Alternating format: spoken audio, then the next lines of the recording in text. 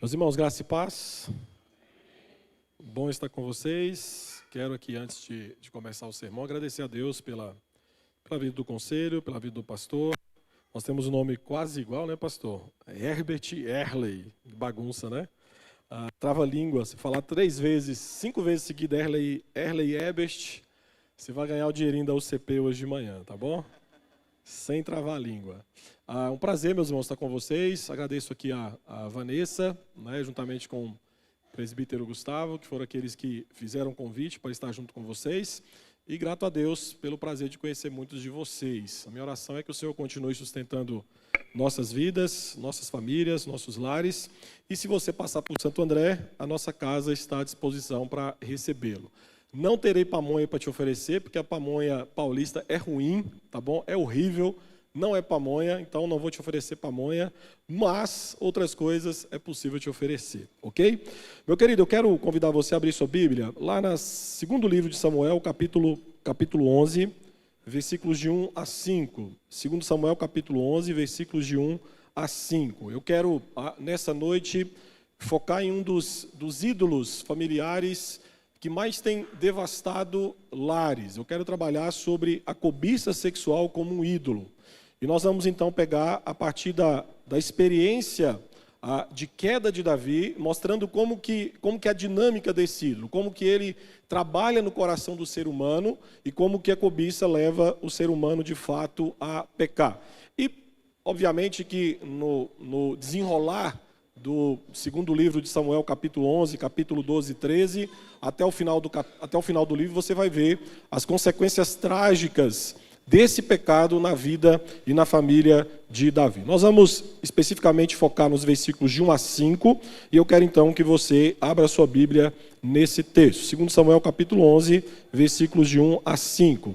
A Sociedade Bíblica deu o título aí de Davi comete adultério com Batseba. E é isso mesmo, esse é o resumo da ópera, se podemos assim dizer. Mas antes de entrar aqui no texto, deixe-me aqui começar como introdução, trazendo para você que tem filho pequeno, você que já teve mais de um filho, você já teve essa experiência, assim como eu tenho, de, em alguns momentos, parar para observar as minhas duas filhas brincando. Eu tenho uma filha de 8 e uma filha de 5 anos, e eu observo como que, em alguns momentos, elas estão ali na sala, brincando com 2, 3, 4 brinquedos, e geralmente tem um brinquedo quietinho no canto.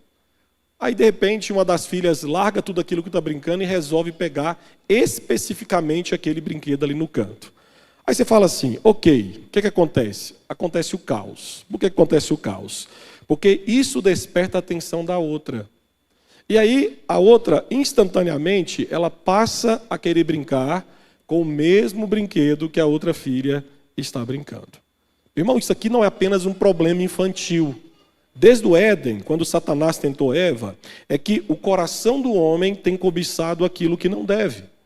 Lá em Gênesis capítulo 3, versículo 6, vai dizer que Eva cobiçou o fruto proibido oferecido por Satanás, porque Satanás a tentou, dizendo que se ela comesse aquele fruto, ela seria como Deus. E a Bíblia fala que, de fato, Eva comeu o fruto para obter algo que não era lhe designado para ter. E é assim que a cobiça funciona. A cobiça é colocar o coração naquilo que não é legitimamente nosso. A cobiça é um desejo intenso de possuir de forma errada algo que pertence ao outro. Então, a cobiça não é apenas você desejar algo que você não tem, mas é também desejar algo que a outra pessoa tem e que não lhe pertence. E aí, o fato interessante é que, como a cobiça tem a ver com desejar, a cobiça, então, trata-se de um pecado do desejo. Desejo insaciável, desejo excessivo, desgovernado e egoísta por algo. Você vai ver que as Escrituras tratam isso de forma tão séria, que o 10º mandamento é completamente diferente dos outros. Porque os outros mandamentos, você vai ver, que sempre começa com aquilo que é fora de nós. A cobiça não. O 10º mandamento, ele vai tratar daquilo que é interior. Porque a ideia de não cobiçarás, no 10º mandamento, vai trabalhar com a ideia não daquilo que nós fazemos, mas em primeira instância com aquilo que nós desejamos, ou seja, aquilo que rege os desejos do nosso coração. E o texto que nós vamos ler, e vamos nos ater nessa noite, 2 Samuel capítulo 11, versículos de 1 a 5, ilustra perfeitamente a dinâmica da cobiça e da queda em pecado, assim como aconteceu lá no Éden. Assim como Eva cobiçou o fruto proibido ao ser enganada por Satanás, esse texto vai nos mostrar que Davi cobiçou Batseba ao vê-la no terraço. E o texto vai ser claro. Ele não apenas desejou aquilo que não era seu, só que ele agiu para tomar para si aquilo que não era seu de forma ilícita. E, meus irmãos, o processo é o mesmo. Um desejo nasce no coração, esse desejo cresce sem controle, e quando consumado, ele sempre gera morte, ele sempre gera destruição. Então o texto que eu quero convidar você a acompanhar a leitura, ele vai revelar como que a cobiça sexual pode se tornar um ídolo no lar, levando até mesmo o homem, segundo o coração de Deus, a ignorar a sua consciência, a ignorar a sua responsabilidade e, acima de tudo, ignorar o próprio temor ao Senhor. Então, acompanhe a leitura que eu farei na sua Bíblia. Decorrido um ano, no tempo em que os reis costumavam sair para a guerra, enviou Davi a Joabe e seus servos com ele, e a todo Israel, que destruíram os filhos de Amon e sitiaram Rabá. Porém, Davi ficou em Jerusalém. Uma tarde, levantou-se Davi do seu leito e andava passeando no terraço da casa real. Daí, viu uma mulher que estava tomando banho. Era ela muito formosa. Davi mandou perguntar quem era. Disseram-lhe: é Batseba, filha de Eliã e mulher de Urias, o heteu. Então enviou Davi mensageiros que a trouxessem. Ela veio, e ele se deitou com ela. Tendo-se ela purificado da sua imundícia, voltou para a sua casa. A mulher concebeu e mandou dizer a Davi: estou grávida. Olha só, observe no versículo 1 que você vai ver que a cobiça é um ídolo que sabe a hora certa de atacar as suas vítimas. Se você voltar um pouquinho no texto, se você voltar para o capítulo 10, um capítulo anterior, você vai ver que é um texto que vai narrar várias batalhas em que Davi participou. E todas elas Davi saiu vitorioso.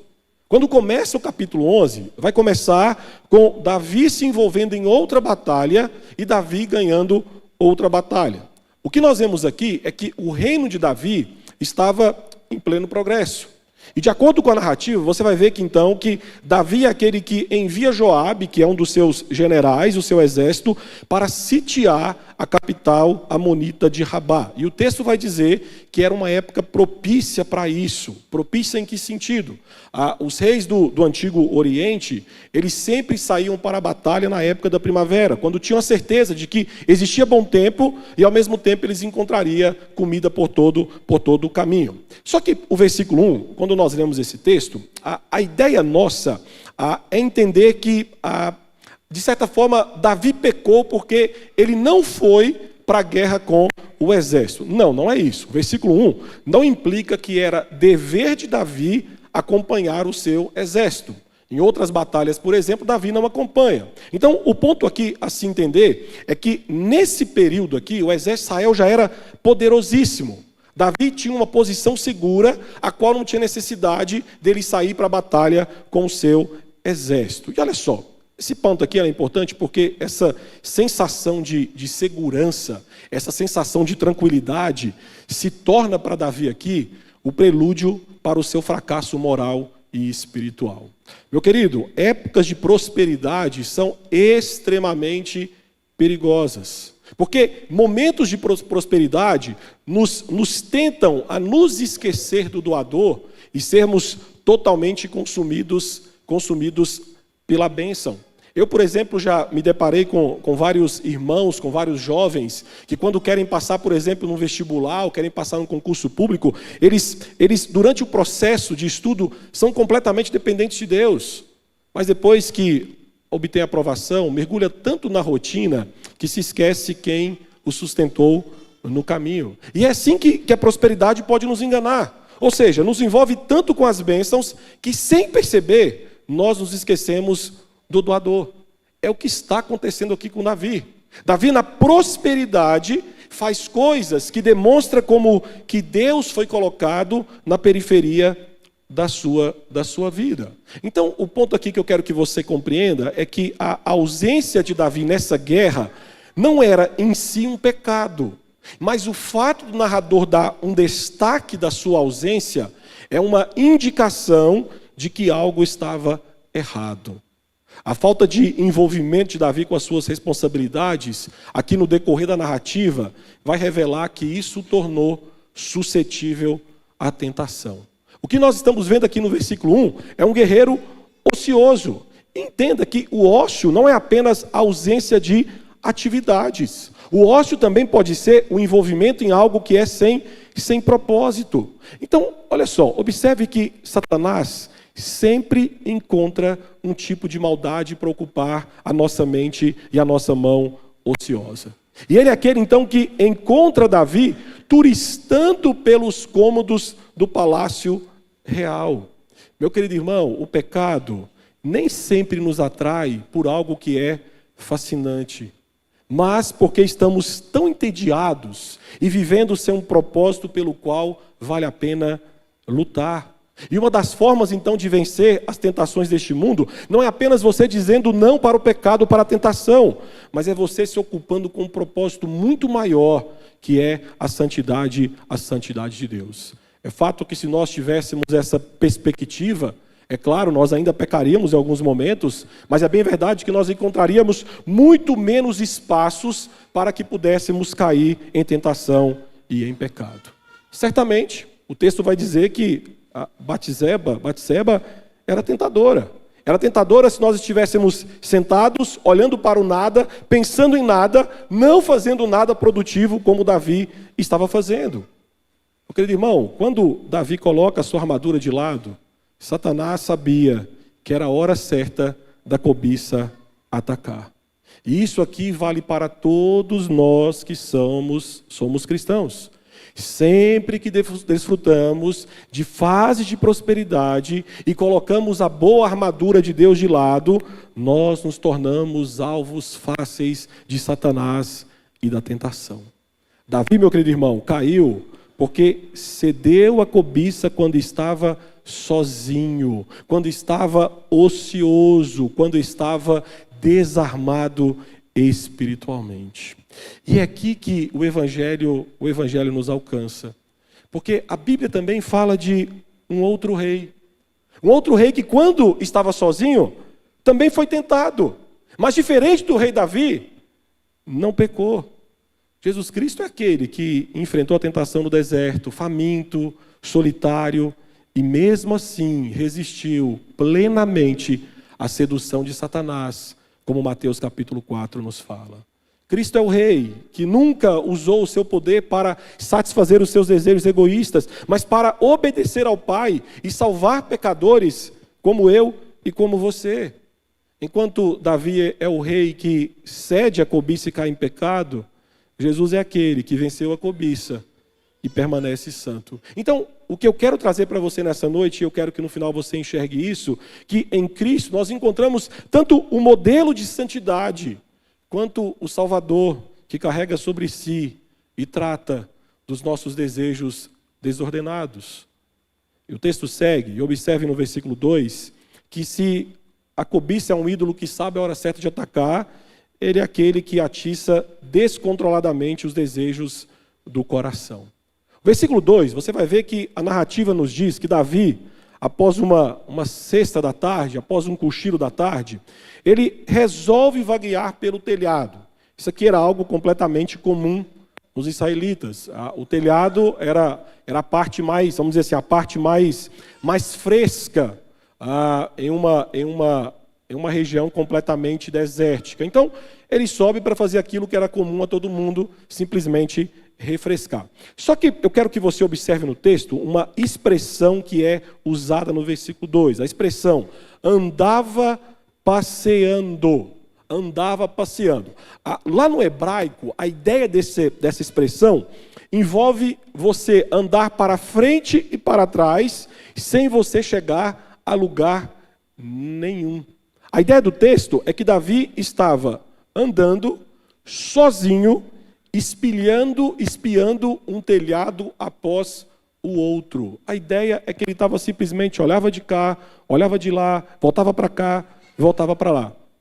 Observe que Davi aqui está se colocando em condição de ser tentado. Esse aqui é o equivalente moderno, se pudéssemos colocar como equivalência aqui, trazendo para os dias de hoje, seria mais ou menos aquela ideia de você ficar até tarde da noite navegando na internet. É o que nós chamamos de consumismo digital, o que nós chamamos de scroll infinito. Você pega o seu celular e fica ali deslizando sem parar pelas redes sociais, sem perceber que o tempo está passando. Só que aqui o texto vai dizer uma coisa interessante. Vai dizer que Davi viu uma mulher, o quê? Muito bonita tomando banho. Raramente você vai ver na Bíblia a descrição de beleza de alguém. E quando é descrito, é para chamar nossa atenção. Então, ou seja, o texto vai dizer que de fato Davi estava diante de uma mulher que era muito bonita. E aí, a expressão que é usada aqui, no versículo 2, vai dizer então, levantou-se tarde, e daí viu uma mulher. Essa expressão no hebraico é a expressão olhar para. E essa expressão ela é muito importante no texto, porque é no sentido não de simplesmente você olhar e ver alguém rapidamente. Não, a ideia é de um olhar carregado de desejo e intenção. Olhar para indica um foco intencional. Ou seja, o narrador está dizendo que Davi não é passivo. A ideia do texto é que ele está literalmente com seu olhar paralisado, quando não deveria estar paralisado. O olhar de Davi aqui, meus irmãos, não é um olhar casual ou neutro. Não, a ideia é que Davi, quando vê a mulher bonita, o seu olhar permanece nela com um olhar de desejo. Ou seja, ele fixa o seu olhar que o leva à ação pecaminosa. Nós temos aqui uma ilustração muito clara daquilo que Jesus vai dizer em Mateus 5:28. Qualquer que olhar para uma mulher com intenção impura, no seu coração já adulterou com ela. Você percebe que esse aqui é o perigo de deixar os seus olhos sem vigia pelas várias imagens das redes sociais, por exemplo? Porque em algum momento o seu olhar pode ser fisgado. E de fato você está pensando o seguinte, pastor, mas olha só, a gente não pode culpar Davi porque ele estava olhando pelo terraço, de repente passa uma mulher na sua frente, você não pode culpar Davi disso. A gente não pode. Só que se um homem se demora deliberadamente e continuamente segue olhando, ele está alimentando a sua lascívia. É isso que acontece com Davi. A lascívia é um desejo sexual que Deus proibiu. A lascívia consiste em desejar o que você não tem e aquilo que não é para você ter. A lascívia vai muito além da atração. Ela torna esses desejos muito mais importantes do que Deus. A lascívia deseja ir além das diretrizes de Deus para encontrar um tipo de satisfação, um tipo de desejo sexual sem honra nem santidade. Então, quando Davi aqui deliberadamente olha e demoradamente continua olhando para Batseba, a sua imaginação põe-se a trabalhar e começa então aqui o processo de concepção do pecado. Davi deveria ser como José. Ele deveria ter fugido desse terraço. Mas ao manter-se olhando, a lascívia agarra os seus olhos, toma conta do seu coração, domina a sua imaginação e dirige o seu corpo para cometer um grave pecado. Davi, ao dar a primeira mordida na lascívia, o texto nos mostra que se torna um prisioneiro dela. E como escravo, ele vai ter que oferecer sacrifícios morais e espirituais. É isso que acontece. Observe versículos 3 e 4. Versículos 3 e 4 vai nos mostrar que esse é um tipo de ídolo que exige sacrifícios morais e espirituais. A cobiça, quando toma conta do seu coração, ela vai exigir de você um tipo de sacrifício. E é isso que Davi nos mostra. Davi, curioso para saber que era aquela mulher bonita que ele estava fixamente olhando, ele resolve então dar passo para descobrir quem é essa mulher. E ele descobre. Uma pessoa anônima chega para ele e fala: olha, essa mulher é filha de Eliã e esposa de Urias o Eteu. Meus irmãos, essa narração aqui, ela é espetacular demais. Em alguns momentos a gente lê tanto esse texto que passa desapercebido, porque o narrador aqui nos fornece um detalhe que muitas vezes passa desapercebido. Ou seja, Batseba não era um objeto sexual. Batseba era filha de alguém e Batseba era esposa de alguém. Aí você fala, quem que é esse Eliã? Eliã era filho de Atoifel, conselheiro de Davi, e que posteriormente vai trair Davi na rebelião de Absalão. Só que tinha Urias, o Eteu, que fazia parte dos valentes de Davi. Só que você percebe que o anônimo, quando ele responde a Davi, ele identifica aos homens de quem Batseba pertence. De forma muito sutil aqui, o narrador está dizendo o seguinte: Davi, eu sei o que você está pensando, mas Davi, não faça isso, Davi. Essa mulher, ela tem pai. Essa mulher, ela tem marido. Não faça isso, alguém vai se machucar. A informação de que Batseba era casada e com um dos seus soldados que estava na guerra pelo seu reino, deveria ter sido suficiente para barrar o coração de Davi de executar um plano tão perverso como que ele está querendo fazer. Só que perceba como que a cobiça que levou Davi a desejar Batseba agora dá um passo além. Agora conduz e envia mensageiros, demonstrando que a cobiça é tão forte que ela domina o coração e a vida de Davi e faz suas vítimas. Perceba no versículo 4 como que a ação é muito rápida. Você percebe como que os verbos aqui correm como a paixão de Davi. Ele é aquele que enviou um mensageiro, ele é aquele que tomou, ele é aquele que se deitou. Aqui você não vai ver adorno na ação, não há conversa, não há indício de cuidado, de afeição, de amor. Não, aqui você vai ver apenas luxúria. E olha só, a cobiça, ela sempre transforma pessoas em objetos. Meu irmão, nada além de sexo. Davi aqui não chama a mulher pelo nome, nem mesmo fala com ela, e no final do versículo 5, perceba, ela continua apenas sendo conhecida como a mulher de Urias.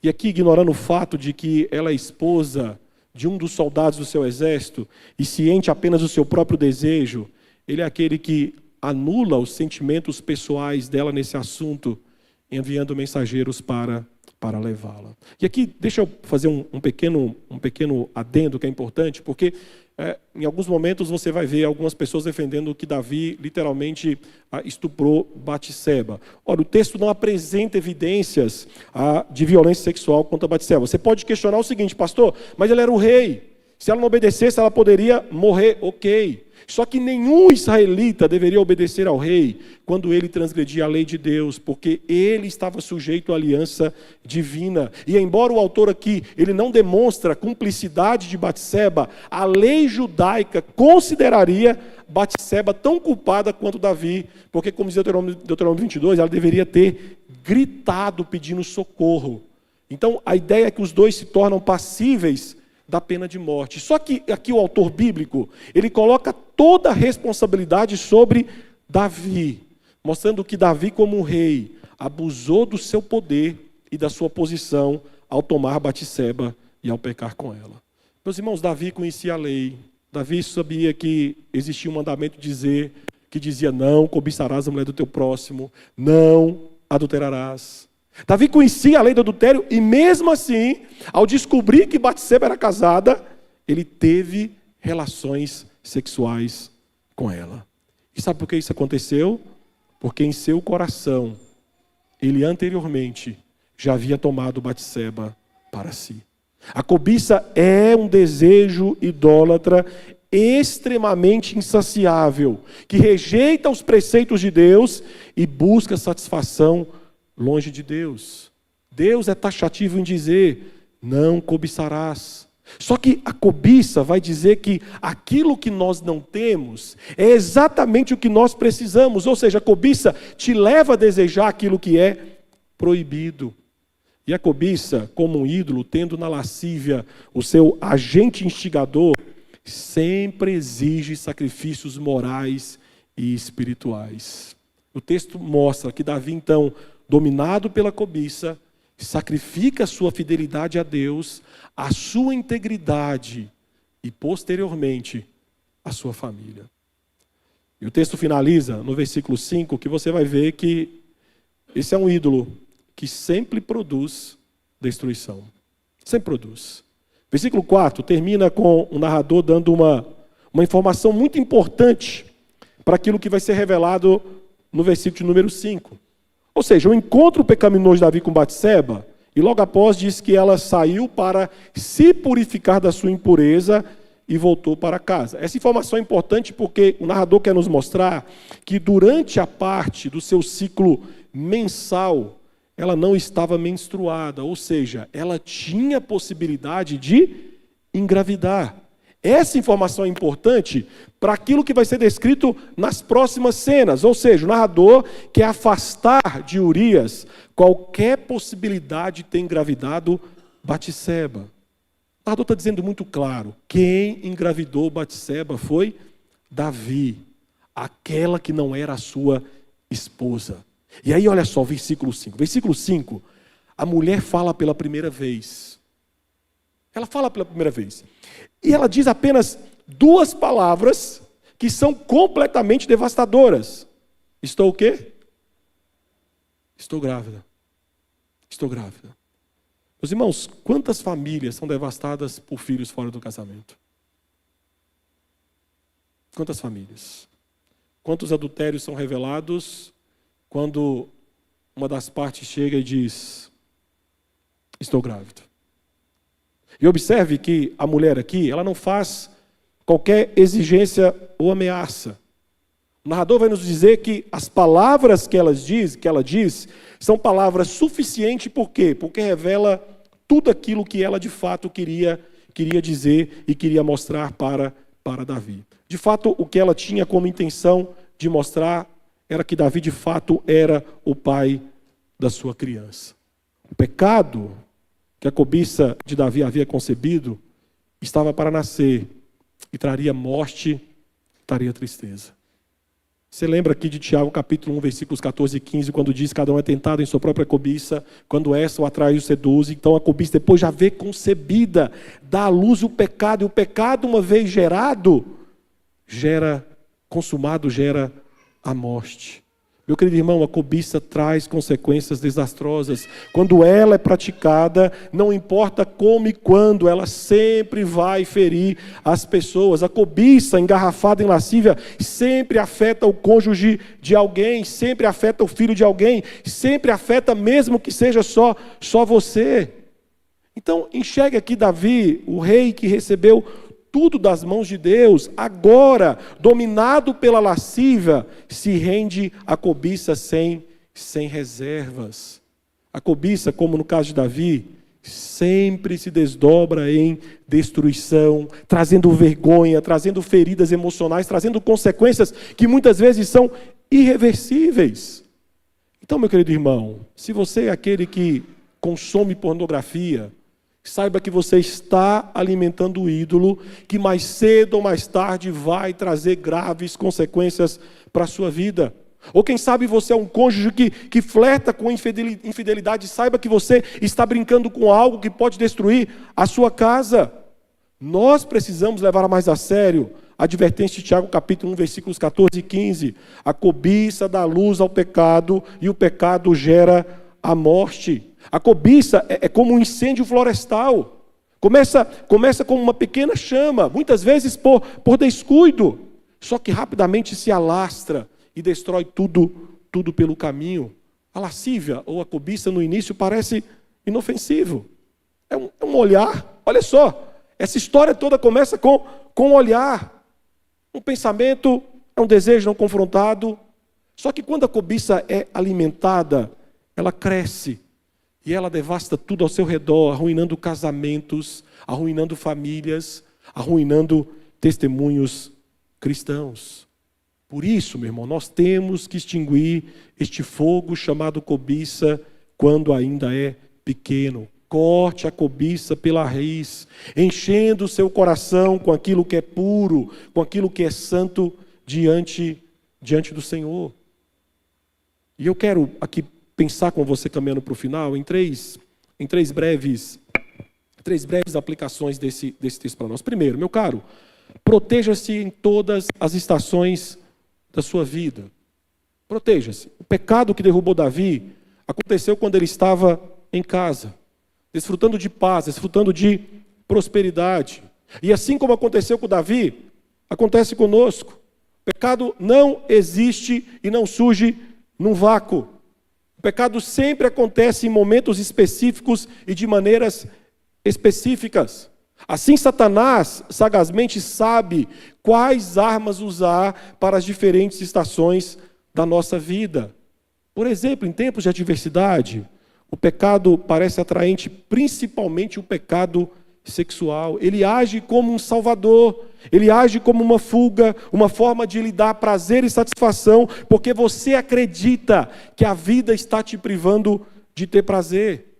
Em tempos de prosperidade, nós relaxamos. Muitas vezes os limites, de certa forma, os limites dos nossos sentidos morais e espirituais evaporam-se. John Owen dizia que há uma dureza, uma insensível falta de sentido espiritual obtida na prosperidade, que se não for vigiada contra, exporá o coração aos enganos do pecado e às iscas de Satanás. Lembre da exortação de Paulo: aquele que pensa que está em pé, veja que não caia. Ou seja, as nossas lutas contra a lascívia e contra a cobiça são diferentes. Alguns, por exemplo, podem se envolver em fantasias românticas, pornografia na internet, a tentação de se envolver sexualmente com seu namorado, com sua namorada. As possibilidades são infinitas, tendo em vista que nós passamos por várias fases diferentes da nossa vida. Só que a exortação do Senhor para vigiar e orar, meu irmão, ela é para todas as fases da nossa existência. Então, o primeiro alerta para você nessa noite é: fique sempre em estado de constante vigilância, considerando bem as fases da sua vida em que geralmente a tentação se aproxima da nossa alma. Não importa se é prosperidade ou se é escassez, a tentação sabe muito bem como se aproveitar dessas situações da nossa vida e atacar. Por isso, a segunda aplicação é: enxergue o perigo da tentação. Enxergue, olha só, Davi não percebeu o perigo que ele corria ao olhar para Batseba e começar a desejar aquilo que não era seu. E aí, em vez de rejeitar a tentação, ele alimenta a tentação. E ele acaba, então, tratando Batseba como objeto de prazer.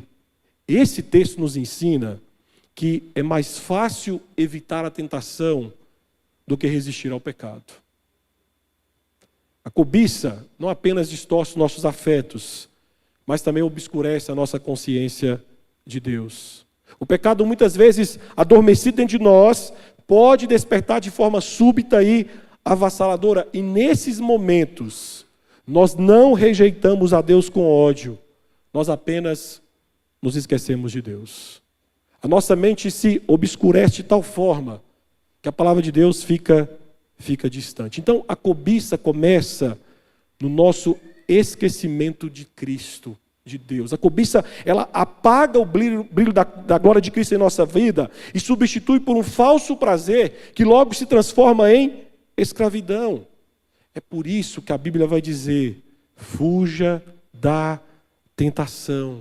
Fuja.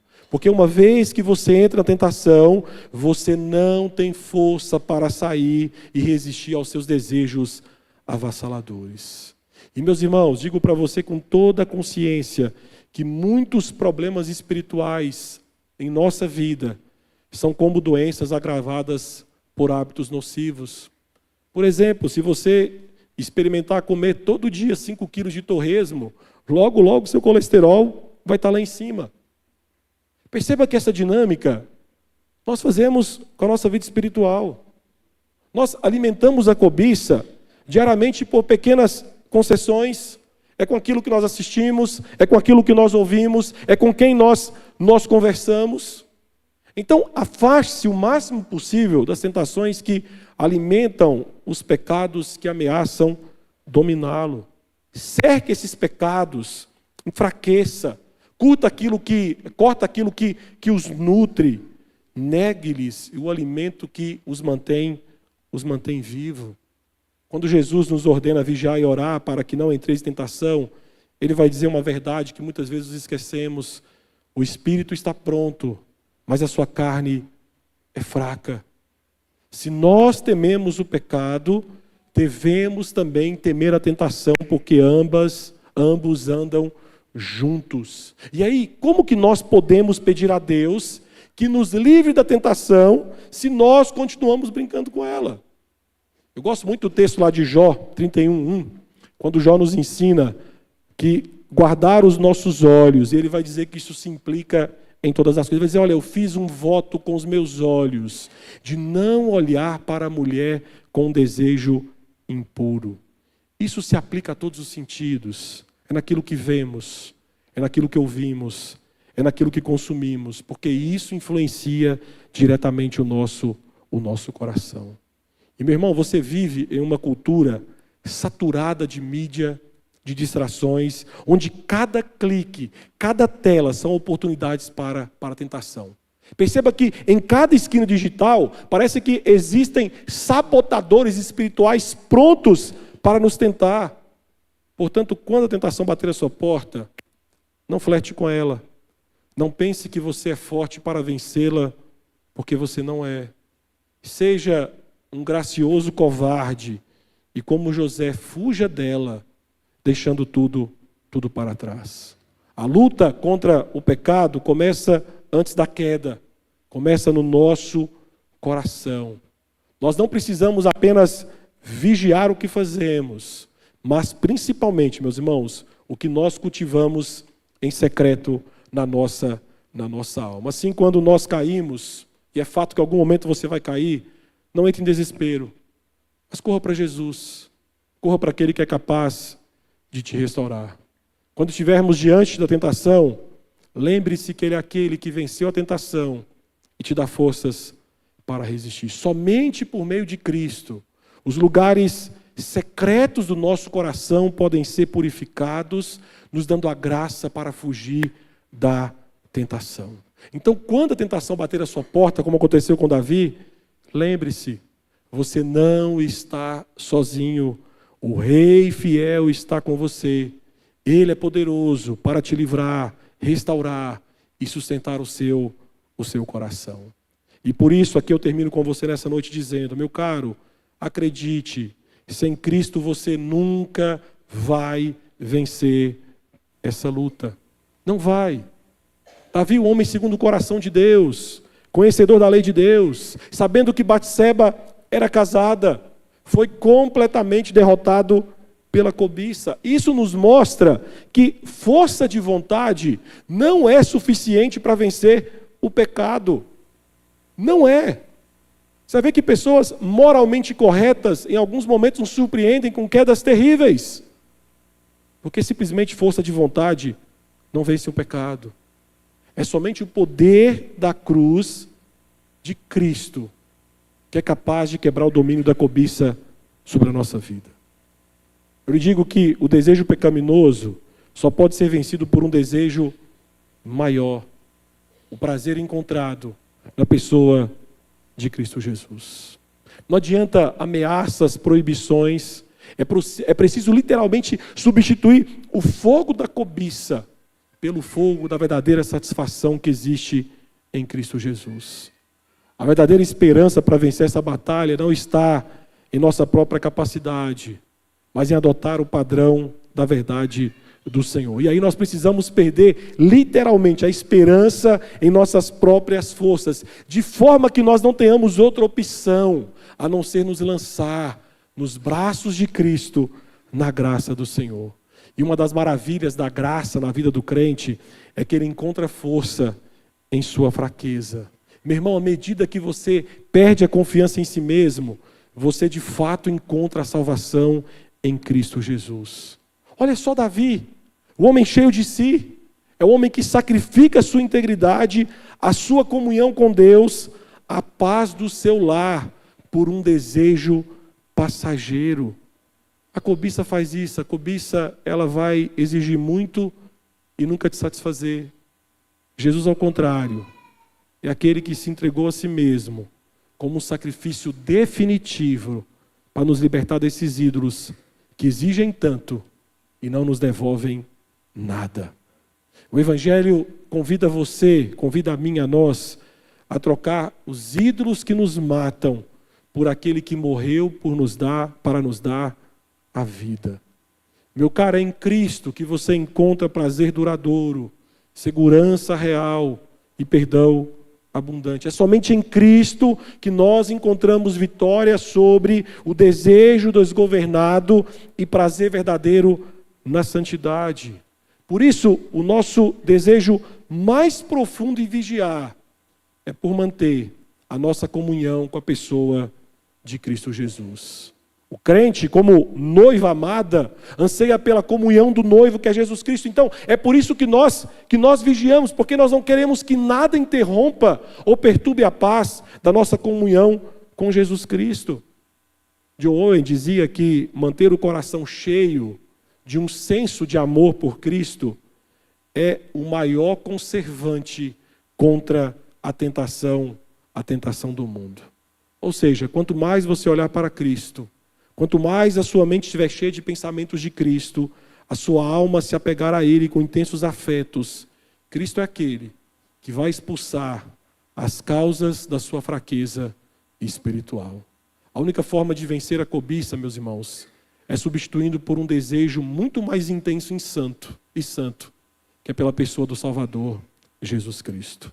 Os nossos lares, nossas casas serão protegidas quando nós, pais, maridos, esposas, filhos, amarmos mais a Cristo do que os desejos desgovernados no nosso coração. Curva a sua cabeça, deixa eu orar com você, por você nessa noite, pedindo ao Senhor que ajude-nos como servos de Deus a guardar o nosso coração daquilo que nos afasta da plena comunhão com o Senhor. Soberano Deus, nosso coração, infelizmente, mesmo sendo um coração salvo e redimido pelo Senhor, é uma fábrica de ídolos. E muitas vezes, de forma imperceptível, nosso coração tem alimentado, Pai Santo, de forma secreta, infelizmente, Pai Santo, um ídolo chamado cobiça. O nosso coração cobiça o que não deveria cobiçar, deseja de forma desenfreada aquilo que não deveria ter.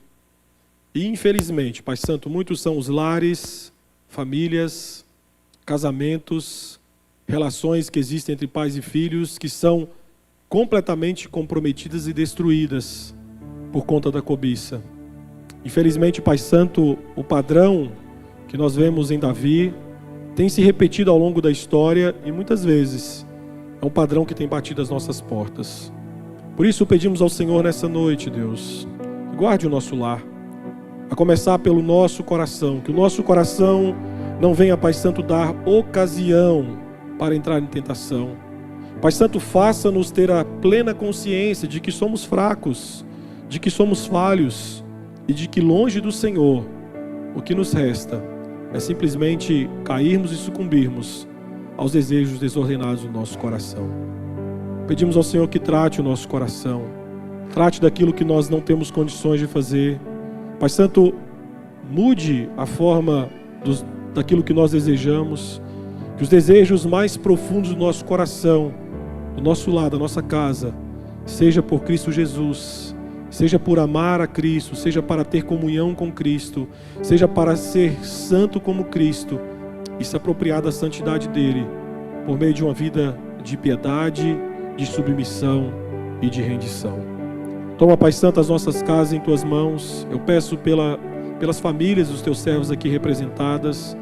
Tu és o Deus que sabe das lutas das angústias, das bênçãos, das conquistas que cada família tem desfrutado. A nossa oração é que o Senhor continue estendendo sobre elas as tuas ricas e abundantes bênçãos. Continue, Pai Santo, a guardar o lar, a casa, os meus queridos irmãos que aqui estão. Guarde-os, Pai Santo, das tentações. Guarde-os das ciladas do inimigo. Guarde-os, Pai Santo, do adultério. Guarde-os, Pai Santo, do flerte com o pecado. Guarde-os, Pai Santo, da destruição.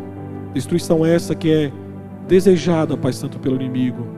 Guarde-os, Pai Santo, e que nossos lares possam de fato, neste mundo caído, neste mundo que deseja e luta por aquilo que não deve, que cobiça e que se entrega aos prazeres da carne, que os nossos lares possam caminhar na contramão disso, sendo luz que aponta para a salvação que é Cristo Jesus. A começar em nós, Pai Santo, a começar em nós. Trate, Pai Santo, trate da nossa sociedade, trate da nossa nação. Tenha misericórdia de nós. Nós oramos assim em Cristo Jesus. Amém, Senhor. Pastor.